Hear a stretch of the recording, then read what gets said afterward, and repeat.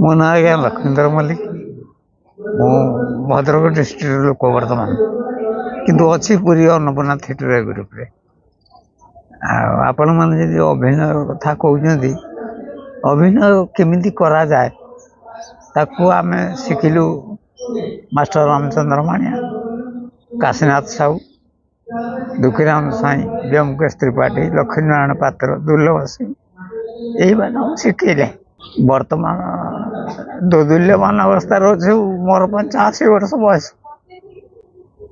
कौन करूँ अभिनय तो आम करूँ किंतु वर्तमान आम खाई हो पाऊ आमको दब किए आम दुख बुझे केवल दुख जी बुझे आमर जो तल पीढ़ी कलाकार मैंने अच्छा से चेष्टा करूँ जे कलाकार आसन कौटी हवा दरकार। कितने नाटक अभिनय करते सारा नाटक अभिनय कर बोधे 300-400 नाटक अन्नपूर्णा थिएटर अभिनय अभिनय कर दूत कौन भूत कौन गोटे बड़ पाठ जो पाठ मत मिलला से अनुसार मु अभिनय कर बहुत बड़ बड़ अभिनय कर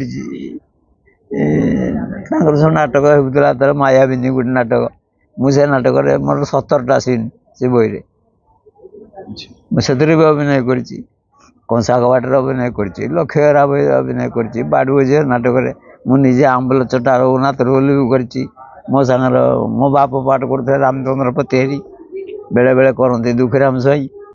नमस्कार मु आपन सत्य स्वागत करू स्टूडियो चैनल को स्वागत करू द सीरीज ऑपरेशन हॉलीवुड को जमती कि आपण मैंने जानते मु ऑडिशन पकई पूरी अन्नपूर्णा थिएटर रे से डाकी बहुत सारा पिला ऑडिशन देवाई मुझे आसली डेरी आसिक ऑडिशन में पहुँचली बट मेन कथा कौन ना ऑडिशन तो चलती पिला बहुत सारा अलग अलग डिस्ट्रिक्ट आसिक बहुत सारा पिला ऑडिशन दौरान किंतु मु जड़े लोक देखा कली सी लोक होती नाटक सहित 60 वर्ष तलू जड़ित अन्नपूर्णा थिएटर बहुत पुराना कलाकार सी 60 वर्ष है सी अच्छा अन्नपूर्णा थिएटर रे तो मुझे परिचय देली कि मुझे नाटक करे सी कहले आप नाटक करती मैंने आखिर लुह बाहरी आसला मुझे कहली कि मु उत्तर पुरुष थिएटर मु असीम बसु दादा को चिन्ह जानी आम थिएटर सी तो सी कांदी पकेले मु सहित देखा करुँची शुणा जो सी 60 वर्ष तले केमती कौन नाटक होता पूर्वर जो नाटक होता अन्नपूर्णा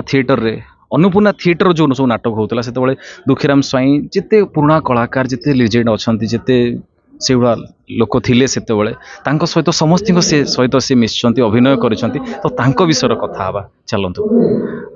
नमस्कार नमस्कार मो ना आज्ञा लक्ष्मीधर मल्लिक मु भद्रक डिस्ट्रिक्ट लोक बर्तमान किंतु अच्छी पूरी अन्नपूर्णा थिएटर ग्रुप रे आपण मैंने जी अभिनय कथा कहते अभिनय केमिति करा जाए ताकू आम शिखिलु मास्टर रामचंद्र माणिया काशीनाथ साहू दुखीराम साई व्योमकेश त्रिपाठी लक्ष्मीनारायण पात्र दुर्लभ सिंह यही मैंने शिखेले वर्तमान दोदुल्यमान अवस्था रोचे मोर 85 वर्ष बयस कौन करूँ अभिनय तो आम करूँ किंतु वर्तमान आम खाई हो पाऊ आमको दब जदि आपण मैंने विगत भविष्य आड़ू जी जापर जे गोटे लोक खाइबा को न पाइले कौन तार असुविधा हुए से मैंने कौन चाहती एक तो कई बुझुना खाली कहते आम तुमको पेनसन दे देनु एत पैसा से एत पैसा पेनसन हो गला किंतु पाइबा को ना कहले 3500 टका 85 वर्ष ऊर्ध्व पाइबे एपर्यंत से लीगल जिनस भी आम पाखक आसनी कि म्यूनिसिपालिटी की भी आसनी आम क्या कहूँ क्या आगे कांदू किए आम दुख बुझे केवल दुख जी बुझे आमर जो तल पीढ़ी कलाकार मैंने अच्छा से चेष्टा करूँ जे कलाकार आसन कौटी हवा दरकार एवं से केमिति रहा दरकार ये लगी पातिक जी करें आम पिला बहुत धन्यवाद। ଆପଣ କହିଲେ କି ଆପଣ ବହୁତ ପୁରୁଣା କଳାକାରଙ୍କ ସହିତ କାହା ସହିତ କାମ କରୁଥିଲେ ତାଙ୍କ କଥା କ'ଣ ମନେ ଅଛି ଟିକେ କୁହନ୍ତୁ। ହଁ ଆଜ୍ଞା, ମୁଁ ଅଭିନୟ କରିଛି ଆମର ନାଟକ ଦାନବୀର ରାଜା ହରିଶ୍ଚନ୍ଦ୍ର, ତାର ରାଇଟର ହଉଛନ୍ତି ବ୍ୟୋମକେଶ ତ୍ରିପାଠୀ, ନିର୍ଦ୍ଦେଶକ ହଉଛନ୍ତି ବ୍ୟୋମକେଶ ତ୍ରିପାଠୀ। ସେଠି କରୁଥିଲେ ସେ ରାଣୀ ଭୂମିକାରେ ଭାନୁମତୀ ଦେବୀ। ମୁଁ ତାଙ୍କ ସାଙ୍ଗରେ କରିଛି ଅଭିନୟ ଯେ ଧର୍ମରାଜ। ବୁଢ଼ା ଭାବରେ ମୁଁ ତାଙ୍କୁ ଏବଂ ତାଙ୍କ ପୁଅକୁ ଘର ଭିତରେ ଆଶ୍ରୟ ଦେଇଛି, ସେମାନେ ରହିଛନ୍ତି, ଛାଡ଼ି ଦେଇଛନ୍ତି ଘର। ହରିଶ୍ଚନ୍ଦ୍ର ବି ଚାଲି ଯାଇଛନ୍ତି, ସେ ଚଣ୍ଡାଳ ହେଇକି ରହିଛନ୍ତି ଇଏ ଶ୍ମଶାନରେ। ସେଇଠି ତାଙ୍କର ପୁଅ ସାଙ୍ଗରେ ଏବଂ ସ୍ତ୍ରୀ ସାଙ୍ଗରେ ଭେଟ ହେଇଛି। ଭେଟ ହେଲା ପରେ ଧର୍ମରାଜ ନିଜ ରୂପଟାକୁ ପ୍ରକାଶ କରିଛନ୍ତି, କରିକି ତାଙ୍କୁ କହିଛନ୍ତି ଯେ ଯୁଗେ ଯୁଗେ ଧର୍ମର ଜୟ, ଅଧର୍ମର ଜୟ କେବେ। କେତେ ନାଟକରେ ଆପଣ ଅଭିନୟ କରିଛନ୍ତି? କେତେ ସାରା ନାଟକରେ ଆପଣ ଅଭିନୟ କରିଛନ୍ତି? ମୁଁ ବୋଧେ 300-400 ନାଟକ ଅନ୍ନପୂର୍ଣ୍ଣା ଥିଏଟରରେ ଏଇଠି ଅଭିନୟ କରିଛନ୍ତି? ଏଇଠି ଅଭିନୟ କରିଛି। କୋଉଥିରେ ଦୂତ, କୋଉଥିରେ ଭୂତ, କୋଉଥିରେ ଗୋଟେ ବଡ଼ ପାଠ, ଯୋଉ ପାଠ ମତେ ମିଳିଲା ସେଇ ଅନୁସାରେ ମୁଁ ଅଭିନୟ କରିଛି। ବହୁତ ବଡ଼ ବଡ଼ ଅଭିନୟ ମୁଁ କରିଛି। ତାଙ୍କର ସବୁ ନାଟକ ହେଉଥିଲା ତାର ମାୟାବିନୀ ଗୋଟେ ନାଟକ, ମୁଁ ସେ ନାଟକରେ ମୋର 17ଟା ସିନ୍ ସେ ବହିରେ, ମୁଁ ସେଥିରେ ବି ଅଭିନୟ କରିଛି। କଂସା କବାଟରେ ଅଭିନୟ କରିଛି, ଲକ୍ଷ୍ମୀହରା ବହିରେ ଅଭିନୟ କରିଛି, ବାଡ଼ୁଅ ଝିଅ ନାଟକରେ ମୁଁ ନିଜେ ଆମ୍ବୁଲ ଚଟା ରଘୁନାଥ ରୋଲ ବି କରିଛି। ମୋ ସାଙ୍ଗର ମୋ ବାପ ପାଠ କରୁଥିଲେ ରାମଚନ୍ଦ୍ର ପତିହାରୀ, ବେଳେବେଳେ କରନ୍ତି ଦୁଃଖୀରାମ ସ୍ୱାଇଁ, ମାନେ ସମସ୍ତ ଆର୍ଟିଷ୍ଟ ମାନେ ରହନ୍ତି ନା ସବୁବେଳେ, ସେ ପଢ଼ାନ୍ତି, କିଏ ଫିଲ୍ମରେ ପଳାଏ, କିଏ ଅମୁକ ପଳାଏ, ସମୁକ ପଳାଏ। ମୁଁ ବି ରେଡ଼ିଓରେ ନାଟକରେ ପାଠ କରିଛି, ଟିଭି ନାଟକରେ ପାଠ କରିଛି, ସିନେମାରେ ପାଠ କରିଛି, ମୁଁ କରିଛି ସବୁଥିରେ ଅଭିନୟ। କିନ୍ତୁ ଆଜ୍ଞା ଆମର ବର୍ତ୍ତମାନ ଅବସ୍ଥା ଠିକ ନାହିଁ, ତେଣୁ ଆଉ କାହାକୁ କ'ଣ କହିବୁ? ଆମକୁ ତ ଲୋକ କହୁଛନ୍ତି ତମେ ସବୁ ବୁଢ଼ା ହେଲଣି, ତମେ କାହିଁ ୟା ଭିତରେ ଅଛ, ଏକଥା ବି ଆମକୁ କହୁଛନ୍ତି ଲୋକ। ଆମେ ବୁଢ଼ା ହେଲୁଣି, ତାହେଲେ କୁଆଡ଼େ ଯିବୁ ଆମେ? ଏଇ ସବୁ ଟାଇପର। ସେତେବେଳେ ଯୋଉ ନାଟକ ହଉଥିଲା ଆପଣ ଦେଖିଛନ୍ତି, ଏଠି 60 ବର୍ଷ ହେଲାଣି ନାଟକ ଦେଖୁଛନ୍ତି, ଏଠି ନାଟକ ହଉଛି, ଏବେ ବି ନାଟକ ହଉଛି, ତା ଭିତରେ ଆ ଭିତରେ କ'ଣ ଫରକ ଦେଖୁଛନ୍ତି ସେତେବେଳେ ନାଟକ ଆଉ ଇଏ ନାଟକ ଭିତରେ? ସେତେବେଳର ନାଟକ ତାର ଥିଲା ମାନେ ଅଭିନୟର କ୍ଷେତ୍ର ଯୋଉଟା କୁହନ୍ତି ମାନେ ବିଭିନ୍ନ ଟାଇପର ଆକ୍ଟିଂ, ସେ ଯୋଉ ଅଭିନୟ ଥିଲା ବର୍ତ୍ତମାନ ନାହିଁ। ଏବେ କ'ଣ ଭୁଲ କରୁଛନ୍ତି ଏମାନେ? ବିରାଟ ଭୁଲ କରୁଛନ୍ତି ଯେ ଅଭିନୟଟାକୁ ଏମାନେ ଗୋଟେ ଗୋଟେ ଯେମିତି କୁହନ୍ତିନି ପେଶାଦାର, ଯେମିତି ଦୋକାନ ବଜାରରେ ବିକ୍ରି ହେଲା ଭଳିଆ କାମ ଏମାନେ ସବୁ କରୁଛନ୍ତି। ଯେ what is the meaning of acting? ଯଦି ଜାଣିଛ ତାହେଲେ କର, ଯଦି ନ ଜାଣିଛ କାହିଁ କରୁଛ? ଯଦି ଜାଣିଛ ତାହେଲେ କହୁନ, ତମେ ନିଜେ କୁହ। ବାପ ତା ମା ସାଙ୍ଗରେ କଥାବାର୍ତ୍ତା ହେଉଛି, କି ପୁଅ ତା ଭାଇ ସାଙ୍ଗରେ କଥାବାର୍ତ୍ତା ହେଉଛି, ସେଟା କୋଉ ଟାଇପ୍ର ହେବା କଥା, କିଭଳିଆ ଜିନିଷ ହେବା ଦରକାର, ଯେଉଁଟାକି ଲୋକ ଭଲ ପାଇବେ, ଲୋକ ପସନ୍ଦ କରିବେ। ତମେ ସେଇଗୁଡ଼ା କରୁନ, ତମେ ତ ଗୋଟେ ଖାତା କାକର ଜାଗ ଦେଇ ପଳେଇଛ। କ'ଣ ହୁଏ ନା ମୁଁ ଏ ବହିର ଡିରେକ୍ଟର, ମୁଁ ଅମୁକ କରିବି, ସମୁକ କରିବି, ମୁଁ ନାଟକ କରିବି। ଭାଇ କି ନାଟକ କରିବୁ ତୁ? କାଲି ତ ସକାଳୁ ଏଠି ବଡ଼ ଦାଣ୍ଡରେ ବୁଲୁଥିଲୁ, ତୁ କ'ଣ ନାଟକ କରିବୁ? ନା ନାଟକର ଅର୍ଥ ଏମାନେ କି ବୁଝୁନାହାନ୍ତି। ଗୋଟେ ନାଟକ କରିବା ମାନେ, ଗୋଟେ ନାଟକର ଅର୍ଥ ହେଉଛି ଗୋଟେ ଯେମିତି ଗୋଟେ ପରିବାରର ଯେଉଁ ଜିନିଷଟା ହୁଏ, ସେଇ ଜିନିଷଟା ତମ ଲୋକଙ୍କ ଆଗରେ ପ୍ରତିପାଦନ କରୁନ। ଯଦି କରିପାରିବ ତାହେଲେ ତମେ ଆର୍ଟିଷ୍ଟ। ତମେ ତ ସେକୁ କରିପାରୁନ, ଆଉ ତମେ ଚାଲି ଯାଉଛ ନାଟକ କରିବୁ, କି ନାଟକ କରିବ ତମେ? ନାଟକ କାହାକୁ କୁହନ୍ତି ତମ ଆଗରେ ବୁଝି ସାରି ତମେ ଅଭିନୟ କର, ତାପରେ ଆମେ ଜାଣିବୁ ଯେ ହଁ ତମ ମାଷ୍ଟର। ତମେ ତ କିଛି ଜାଣିନ, ତମେ ପଳେଇ ଆସିକି କହୁଛ ଆମେ କରିଦବୁ ସବୁ। ତମେ କେମିତି କରିଦବ? ବହୁତ ଲୋକ ଆସୁଛନ୍ତି ଏଠି, ବହୁତ ଡ୍ରାମା ପ୍ରିୟ ଲୋକ ଆସୁଛନ୍ତି, ଦିଲ୍ଲୀ, ବମ୍ବେ, ମାଡ୍ରାସଠୁ ଆରମ୍ଭ କରିକି ବିଭିନ୍ନ ପ୍ରକାରର ଏଠି ଲୋକ ଆସିକି କରିକି ଯାଉଛନ୍ତି। ନାଚ ଗୀତଠୁ ଆରମ୍ଭ କରିକି ନାଟକ ପର୍ଯ୍ୟନ୍ତ ସବୁ କରୁଛନ୍ତି।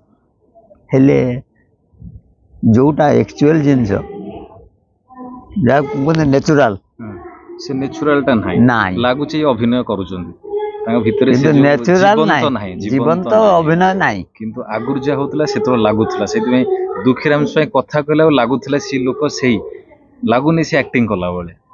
ଏମାନେ ସେଇଆ କରୁନାହାନ୍ତି।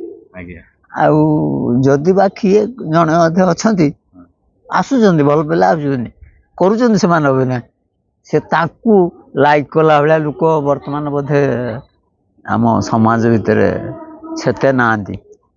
ଏବେ ବହୁତ ସାରା ନୂଆ ପିଲା ଆସୁଛନ୍ତି ଆକ୍ଟିଂ କରିବା ପାଇଁ ତାଙ୍କୁ ଆପଣ କ'ଣ ଆପଣ ତ ଏତେ ଜିନିଷ ଦେଖିଛନ୍ତି 60 ବର୍ଷ ହେଲାଣି ଆପଣ ନାଟକ ସହିତ ଜଡ଼ିତ ଅଛନ୍ତି ଏତେ ଜିନିଷ ଦେଖିଛନ୍ତି ନୂଆ ପିଲାଙ୍କୁ କ'ଣ କହିବା ପାଇଁ ଚାହୁଁଛନ୍ତି କ'ଣ କରିବା ଦରକାର ନୂଆ acting କରିବା? ନୂଆ ପିଲାମାନେ ଆପଣ ଯଦି ଅଭିନୟ କରିବାକୁ ଚାହାନ୍ତି ଆପଣ ହୁଅନ୍ତୁ ମୁଁ ହୁଏ କି ସେ ବାବୁ ହୁଅନ୍ତୁ ଯିଏ ହୁଅନ୍ତୁ XYZ ଯିଏ ହୁଅନ୍ତୁ ଅଭିନୟ କାହାକୁ କୁହନ୍ତି ସେଇଟା ଆଗେ ଜାଣିବା ଦରକାର। ଅଭିନୟଟା କ'ଣ ମୁଁ ଆପଣଙ୍କ ପାଖରେ ବସିଛି କଥା ହଉଛି ଆମେ ଭାଇ ଭାଇ କଥା ହଉଛେ ଆଇଦର ବାପ ପୁଅ କଥା ହଉଛେ ଆଇଦର ମା ପୁଅ କଥା ହଉଛେ ଯିଏ ହୁଅନ୍ତୁ XYZ ଯାହା ହଉ ମୋତେ ଜଣେ ଅଭିନୟ ପାଇଁ କହିଲେ ଏଇଠି କହିଥିଲେ ମାଷ୍ଟର ରାମଚନ୍ଦ୍ର ମାଣିଆ ସେଟା ହେଇଛନ୍ତି ସେଇଟା ହେଉଛି ଖୁଣ୍ଟ ସିଏ ହେଉଛନ୍ତି ରାଣୀ ତମେ ବର୍ତ୍ତମାନ ଗୋଟେ ରଜା ତମେ ଟିକେ ଅଭିନୟ କର ରାଣୀ ବସା କ'ଣ କରିପାରିବ ତ କହିଲ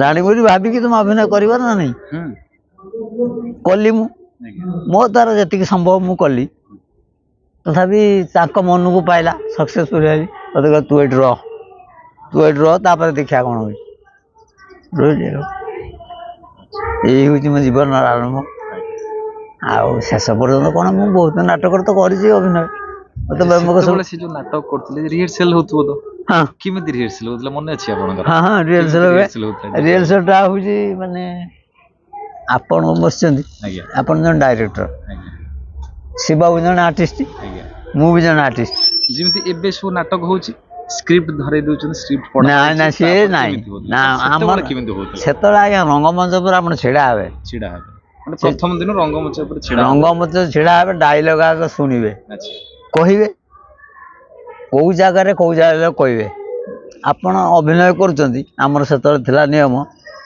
ଆପଣ ସଞ୍ଜ 7ଟା ରିହର୍ସାଲ ଆରମ୍ଭ ହେବ ଆଜି ରିହର୍ସାଲ ଆରମ୍ଭ ହେଲା 7:15 ଆପଣଙ୍କର ଏଇ ପାଖ ଜୋନ୍ରେ ଅଛି ଡାଇଲଗ କହିବାର କାଲି 7:15 ଆପଣ ସେଇ ଜୋନ୍ରେ ଯଦି ଡାଇଲଗ ନ କହିପାରିବେ ତାହେଲେ ଆପଣ ଆର୍ଟିଷ୍ଟ ନୁହନ୍ତି। ସେତେବେଳେ ସେ ଅଭିନେତାଙ୍କ ଭିତରେ ଏତେ ସିରିୟସ୍ ଥିଲା ଏତେ ସିରିୟସ୍ ମୁଡରେ ଥିଲେ ସେମାନେ ସମସ୍ତେ ଆକ୍ଟିଂ ଭାନୁମତୀ ଦେବୀଠୁ ଆରମ୍ଭ କରିକି ପୂର୍ଣ୍ଣିମା ଦେବୀ ସବୁ ସମସ୍ତେ ଅଭିନୟ କହିଲେ ମାନେ ଆରମ୍ଭ ଏଇଠୁ ପୁରୀ ଅନ୍ନପୂର୍ଣ୍ଣା ଥିଏଟର ଏଇଠି ତ ମାତୃପୀଠ ଅନ୍ନପୂର୍ଣ୍ଣା ଥିଏଟର এইটা হচ্ছে প্রথমে এইটি 1933 মସିହା ଆରମ୍ଭ ଏଇଠୁ আর তারপরে সীতা বিবাহ বই ହେଲା প্রথম নাটক ତାକୁ କରିଛନ୍ତି ମୋହନ ଦେବ ଗୋସ୍ୱାମୀ ସେ କରିଥିଲେ ତାପରେ ଆମ ଟୁକା ବେଳରେ ଆମେ କଲୁ ଏ ଯେଉଁ ଆପଣଙ୍କର କହୁନାହାନ୍ତି ସିନ୍ଦୁର ବିନ୍ଦୁ ବହି କେଦାର ଗୁରୁ ସେ କେଦାର ଗୁରୁ ଏଠିକି ଆସନ୍ତି ସବୁବେଳେ ନାଟକ ଦେଖନ୍ତି ମୋତେ ସେ ନେଇଥିଲେ ତାଙ୍କ ନାଟକରେ ପାଠ ପଢ଼ିବାକୁ ସେ ଯାଇଥିଲି ମୁଁ ବମ୍ବେର କଲିକତାର ମୋଭିସନ୍ ଷ୍ଟୁଡ଼ିଓରେ ସୁଟିଂ ଚାଲିଥିଲା ପୁଣି ବମ୍ବେ ବି ଯାଇଥିଲି ପାଠ କରିକି ଯାଇଥିଲି ତାଙ୍କ ସାଙ୍ଗରେ ଏ ଛୁଟିଆ ରୋଲ୍ଟେ ଗୋଟେ ଦିନ ସେମିତି ଆଉ ତାପରେ ମୁଁ ଯାଇଥିଲି ଯେ ଆପଣଙ୍କର ଟିଭି ସେଣ୍ଟରରେ ହେଉଥିଲା ସମସ୍ୟା ତାପସ ଘୋଷ ଥିଲେ ତାର ଡାଇରେକ୍ଟର DD1ରେ ସବୁ ଆମେ ତ DD1 ଆର୍ଟିଷ୍ଟ ଆଉ ଆମେ DD1ରେ ସିଲେକ୍ସନ ହେଇଥିଲୁ ସେତେବେଳେ DD1ରେ କରୁଥିଲୁ ଚ୍ୟାନେଲ ତ ଏବେ ବାହାରିଲା ସବୁ ଏବେ ସବୁ ବାହାରିଲା DD1 ତ ସବୁ ନା ଆଉ ସେ DD1ରେ ଆମେ ଯାଇଥିଲୁ ମୁଁ ଯାଇଥିଲି ମୋ ମିସେସ୍ ବି ଯାଇଥିଲା ମୋ ପୁଅ ବି ଯାଇଥିଲା ମୋ ପୁଅ ବି ଆର୍ଟିଷ୍ଟ ସମସ୍ତେ ଏଇଠି ରହୁଛନ୍ତି ସବୁ ଏଇଠି ରହୁଛନ୍ତି ପୁଅ କ'ଣ କରୁଛନ୍ତି ପୁଅ ବର୍ତ୍ତମାନ ଟେମ୍ପଲ ଅଫିସରେ ସର୍ଭିସ୍ କରିଛି ତାକୁ ବହୁତ କଷ୍ଟରେ ମୁଁ ତାକୁ ଚାକିରି ତ ମିଳୁନି ଆଜିକାଲି ପାଠ BA ପାସ୍ କରି ହୋଟେଲରେ ଚାକିରି କରିଛନ୍ତି ସେଇଟା ଆମେ ଆଖି ଆଗରେ ଦେଖୁଛୁ ସବୁ ସେ ଛୁଆଟିକି କେମିତି କୌଣସି ପ୍ରକାର ଭର୍ତ୍ତି କରିଦେବି ଅଛି ସେ ମୋର 60 ବର୍ଷର ଏକ୍ସପିରିଏନ୍ସ ଭିତରେ ମୁଁ କହିବି ଏତିକି ଯେ ଯେଉଁ ପିଲାମାନେ ଇଏ ଲାଇନ୍କି ଆସୁଛନ୍ତି କାରଣ ମୁଁ ଆଜ୍ଞା ପାଠ ପଢ଼ିକି ଜଣେ ପାଠପଢ଼ା ମାଷ୍ଟର ଥିଲି ପାଠ ପଢ଼ଉଥିଲି ପିଲାଙ୍କୁ ତାକୁ ଛାଡ଼ିଲି ତାପରେ କଟକ ବାରବାଟୀ ଷ୍ଟାଡ଼ିୟମରେ ମୁଁ ଖେଳ ଟ୍ରେନିଂ ମାଷ୍ଟର ହିସାବରେ ସେତେବେଳେ ଥିଲା ଗୋଟେ ସ୍କିମ୍ ଆମେ ଯାଉଥିଲୁ ଖେଳ ମାଷ୍ଟର ହିସାବରେ ଏଇ 8-10 ମାସ ଟ୍ରେନିଂ ଷ୍ଟାଡ଼ିୟମରେ ଥିଲି ଖେଳ ଫଳ ମୁଁ କରେଇଛି ଆମ ଗାଁରେ ମୋ ଘର ତ ଭଦ୍ରକ ମୁଁ ସେଠି ଫୁଟବଲ ଆସୋସିଏସନ୍ ଭଲି ଆସୋସିଏସନ୍ କ୍ରିକେଟ ଆସୋସିଏସନ୍ ଯେତିକି ଖେଳ ଅଛି ଆମ ଦ୍ୱାରା ହେଇପାରିଛି ଆମେ କରିଛୁ ତା ବି ମୁଁ କରେଇଛି। ସେତେବେଳେ ଯୁଗଳ ପଟ୍ଟନାୟକ ଥିଲେ ରାଜସ୍ୱ ମନ୍ତ୍ରୀ ସଂସ୍କୃତି ମନ୍ତ୍ରୀ ଥିଲେ ଯେ ସେଇ ସମୟରେ ମୁଁ ଆମ ଏରିଆରେ କିଛି କାମ ମୁଁ କରିଦେଇଛି। ସେ ଆମ ମୋ ଘର ତ ଭଦ୍ରକର ସାବରଙ୍ଗ ସେ ଲୋକ ବି କହିଦେବେ ଆପଣ ପଚାରିଲେ କହିଦେବେ ଯେ ଇଏ ଅନ୍ନପୂର୍ଣ୍ଣାରେ ଯିଏ ଅଛନ୍ତି ମାଷ୍ଟର ମଲ୍ଲିକ ସାହୁ ସିଏ କ'ଣ କରନ୍ତି।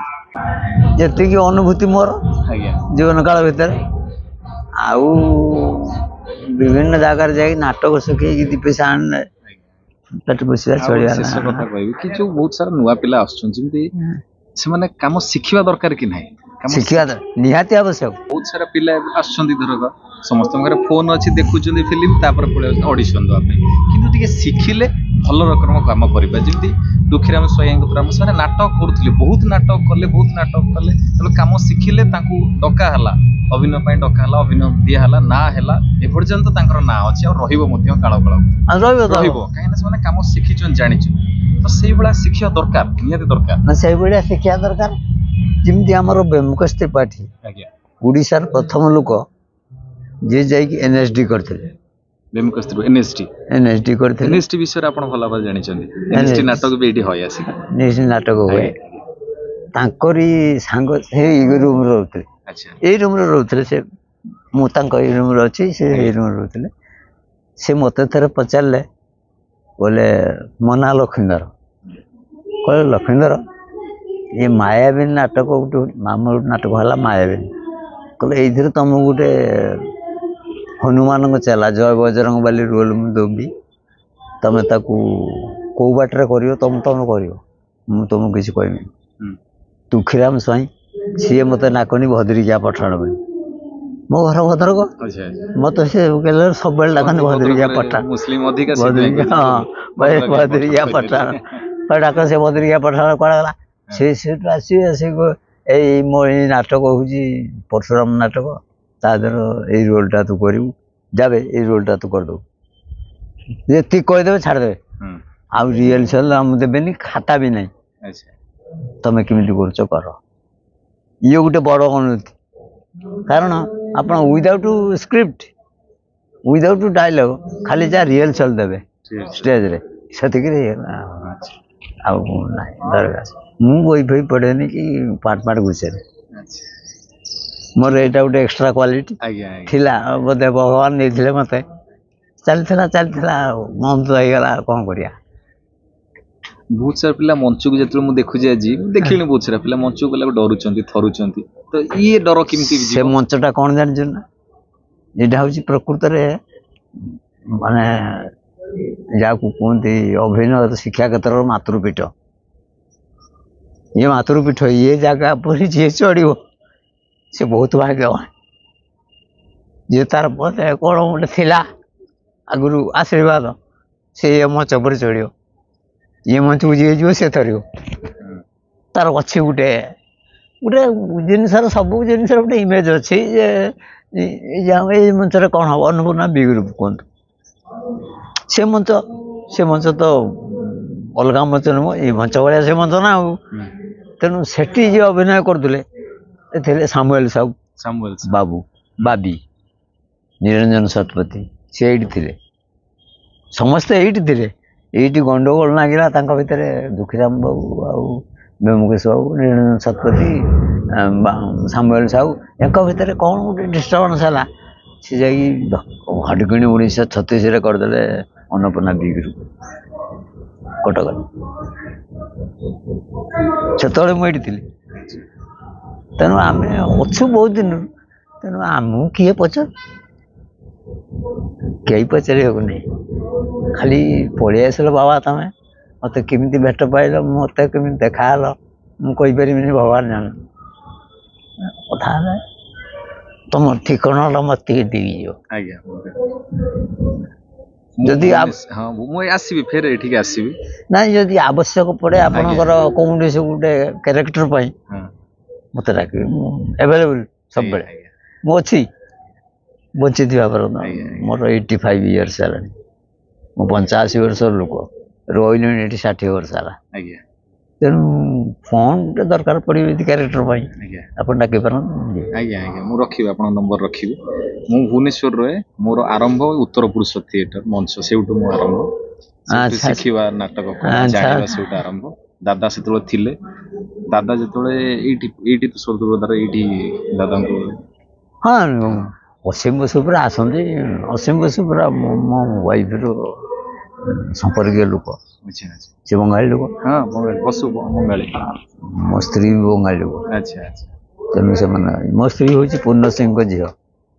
ଆଚ୍ଛା ଅନ୍ନପୂର୍ଣ୍ଣା ବି ଗ୍ରୁପରେ ଯିଏ ଥିଲେ ବେଷ୍ଟ କମେଡ଼ିଆନ୍ ହଁ ପୂର୍ଣ୍ଣ ସିଂ, ଯିଏ ଭାଇ ଭାଉଜ ନାଟକରେ ବାରିକ ପାଠ କରୁଥିଲେ, ବ୍ୟୋମକେଶ ତ୍ରିପାଠୀ ଆଚ୍ଛା ବ୍ୟୋମକେଶ କରୁଥିଲେ ଜମିଦାରର, ସିଏ ଗୋଟେ ବାରିକ ରୋଲ୍ କରୁଥିଲେ।